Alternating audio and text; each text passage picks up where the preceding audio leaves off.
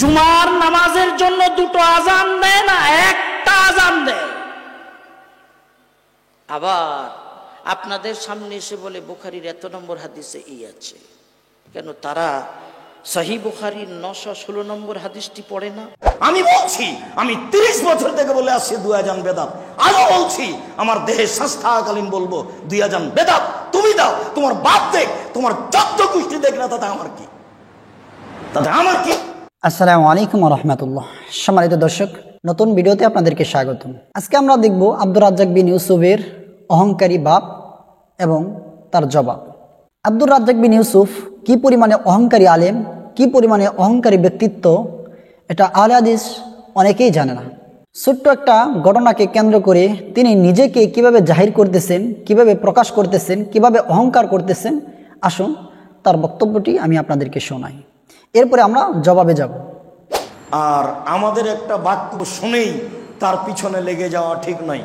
তুমি কেন, তোমার বাপকেও আমার ছাত্র, সেটাও হিসাব করা দরকার। তুমি এই মুখ খুলো কি করে? তোমাকে আমি কিছু বলি না, আমি বলা প্রয়োজন মনে করি না। এই জন্য তুমি জাতির কি করেছ, তুমি জাতির করেছ কি করতে পারো? তুমি জাতির তুমি কি করেছ, তুমি কি করতে পারো? তোমার মধ্যে কি যোগ্যতা আছে এমন? তুমি দেশে পড়ো আর বিদেশে পড়ো, কে মনে করো তোমাকে আমি আরো 3 যোগ পড়াবো? বেটা, কি হিসাব করো তুমি? মানুষের উপরে একটা কথা বললে হয়ে যাবে? ভেবেছো কি তুমি? কথা বললে বিবেচনা করে কথা বলতে হয়।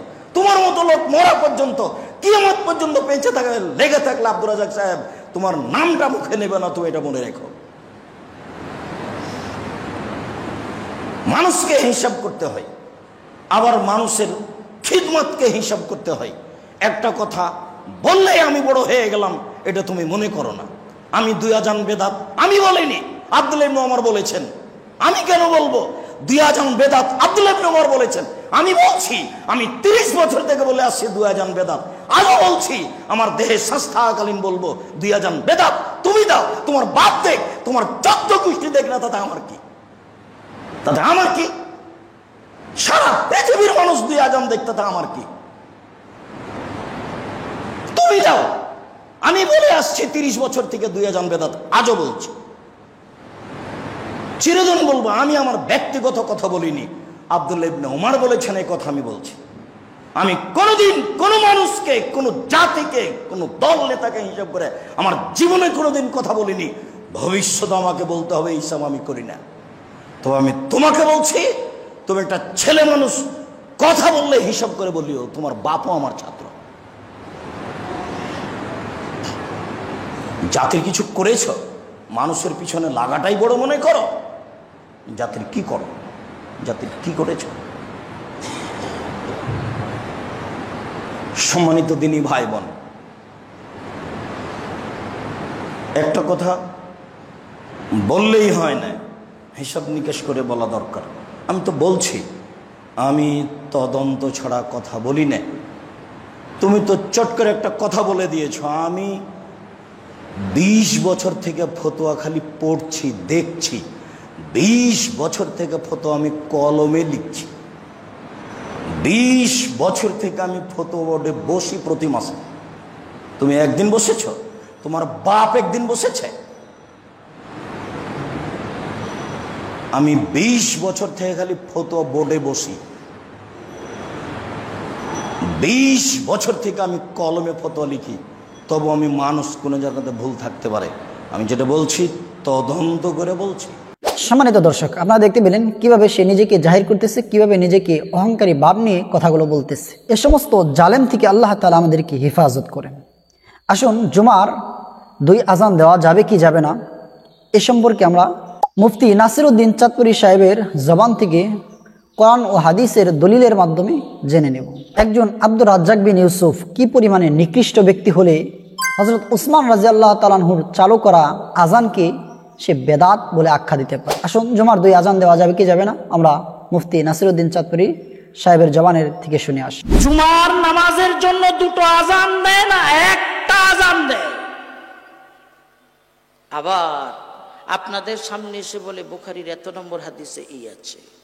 কেন তারা সহিহ বুখারীর 916 নম্বর হাদিসটি পড়ে না?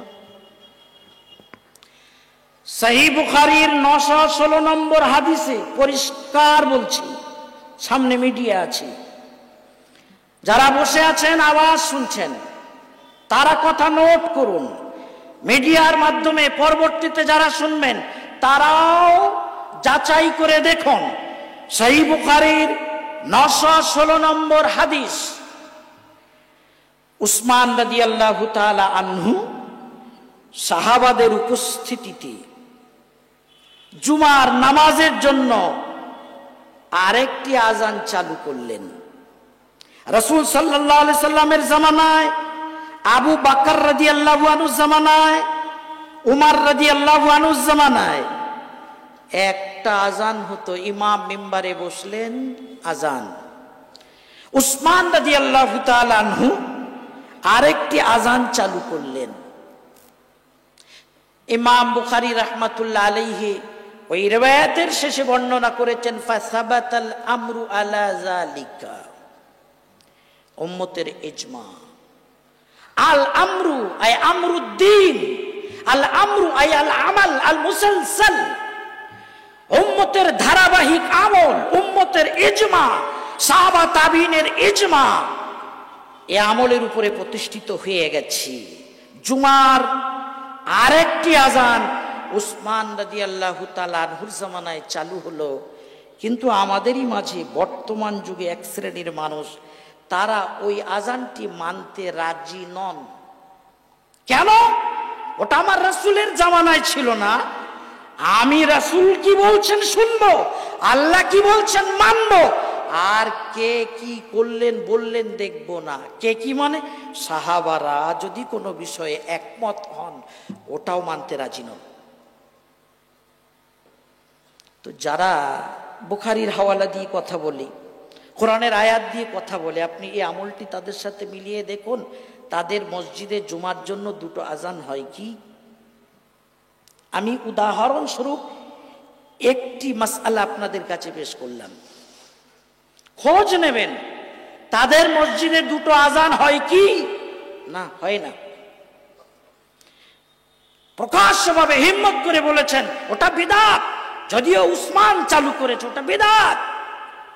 আরে বেটা, সহিহ বুখারীর হাদিস বলছে ফাসাবাতাল আমরু আলা যালিকা, উম্মতের ইজমায়ের উপরে প্রতিষ্ঠিত, আমরুদ্দিন, দ্বীনের আমল হিসাবে এটা প্রতিষ্ঠিত, ধারাবাহিক আমল হিসাবে সেই সাহাবাদের থেকে অদ্যাবধি চলছে, সকলেই বিষয়ে একমত। তুমি জুমা 8 দিন এসে ওই আজানটাকে বিদআত বলে দিচ্ছ। উসমান রাদিয়াল্লাহু তাআলা আনহু সহ সাহাবায়ে কেরামের জামাত যদি বিদআতি হন, তাহলে কি ইমাম আবু হানিফা রাহমাতুল্লাহ আলাইহির মুখে সোনার চামচ তুলে দেওয়া হবে? ভাবার বিষয় আছে। যদি দেখেন কোন জামাত, কোন দল, কোন ফিরকা এই ধরনের মাসআলায় সাহাবাদেরকে উপেক্ষা করে চলছে, তাহলে আপনাকে বুঝে নিতে হবে কোরআনের নামে ধোঁকা দিচ্ছে, হাদিসের নামে ধোঁকা দিচ্ছে। পাগল কিন্তু সব সময় ভুল বকে না, পাগল কিন্তু সব সময় ভুল বকে না। যারা বুখারীর হাওয়ালায় কোরআনের উদ্ধৃতি দিয়ে কথা বলে তাদের সব কথা ভুল না, তবে পাগল জায়গায় পাগলামি করে। ঠিক যখন মাসআলা আসে জায়গায় এসে এমন ভাবে ঘুরে যায়, এমন ভাবে ব্যাখ্যা দেয়, এমন ভাবে বাঁকিয়ে নেয়, 1400 বছরের আমলের সাথে মিলে না, সালাফে সালেহিনের সাথে মিলে না, সাহাবাদের সাথে মেলে না। আজকাল আপনারা সবসময় একটা কথা শুনছেন, সহিহ হাদিস, সহিহ হাদিস, সহিহ হাদিস। তাতে আপনাদের ধারণা হচ্ছে যে একটা শ্রেণী আছে যারা সহিহ হাদিস মানে, পক্ষান্তরে আমরা যারা আছি তাদের সব ভুল। সহিহ নয় ভুল, সহিহর অপোজিট ভুল। আপনাদেরকে বলে দিই, ভুল ধারণায় আছেন। সহিহ হাদিস মুহাদ্দিসদের একটি পরিভাষা।